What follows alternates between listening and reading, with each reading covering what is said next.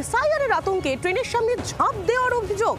আর এরই পাশাপাশি এক বিএলও তিনি এসআইআর এর কাজের চাপে সেরিব্রাল অ্যাটাকে আক্রান্ত হয়েছেন বলে অভিযোগ করছে এই বিএলওর পরিবার। একটি ঘটনা বেলঘরিয়ার, আর পরের ঘটনাটি কোন্নগরের।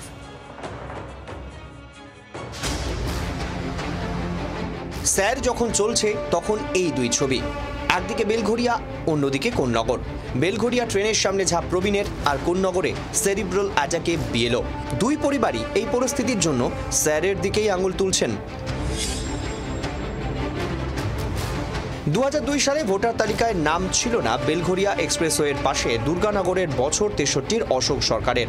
স্যারের আবহে এ নিয়ে চিন্তায় ছিলেন। পরিবার জানিয়েছে বুধবার রাত 9টায় বাড়ি ফিরে ফের বেরিয়ে যান তিনি।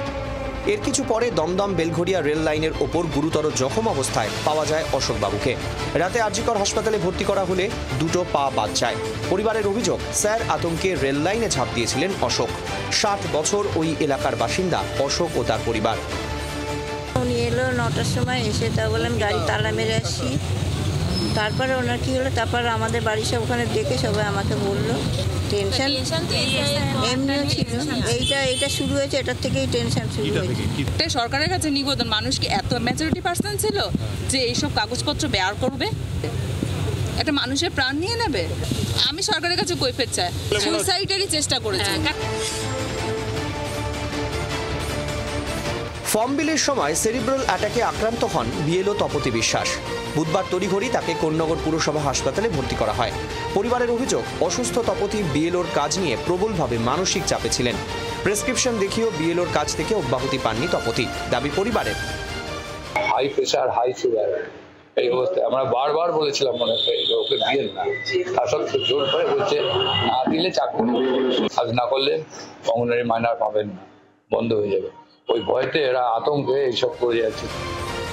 বৃহস্পতিবার তপতির শারীরিক অবস্থার খোঁজ নেন মহকুমা শাসক। পুলিশ এসেও তপতির শারীরিক অবস্থার খোঁজ নিয়ে যায়। জানা গিয়েছে আপাতত তপতিকে বিএলওর কাছ থেকে অব্যাহতি দেওয়া হয়েছে নির্বাচন কমিশনের পক্ষ থেকে, এবং যেটা জানিয়ে দেওয়া হয়েছে যে এই বিএলওর কাছ থেকে তপতি বিশ্বাসকে অব্যাহতি দেওয়া হলো, অর্থাৎ তাকে আর বিএলওর কাজ করতে হবে না, তার চিকিৎসা চলুক। বৃহস্পতিবার কোন্নগর হাসপাতাল থেকে তপতিকে বাইরে নিয়ে যাওয়া হয় এমআরআই করাতে। এসডিও সাহেব বললেন যে এখন কাজ থেকে ওনাকে জাস্ট ব্যাক অফ করার জন্য, ওনাকে এখন রেস্টে থাকার জন্য এসডিও সাহেব বলেছেন যে এখন ফার্দার কোনোভাবে ওনাকে এই জায়গাতে যেন মানসিক প্রেশার যেন না নিতে হয়। স্যার নিয়ে একের পর এক ঘটনা, আর প্রতিটা ক্ষেত্রেই অভিযোগ যে স্যার আতঙ্কে মানুষ ভুগছেন। দিন কয়েক আগেই পূর্ব বর্ধমানের কালনায় এক বিএলওর মৃত্যু হয়। মালবাজারে এক বিএলও আত্মঘাতী হন। এই দুই ঘটনাতেই স্যারের দিকেই আঙুল। মুখ্যমন্ত্রীও ইতিমধ্যেই স্যার স্থগিত করতে নির্বাচন কমিশনকে চিঠি দিয়েছেন। ব্যুরো রিপোর্ট, জি24 ঘন্টা। বাংলার আওয়াজ, বাঙালির আবেগ, জি24 ঘন্টা।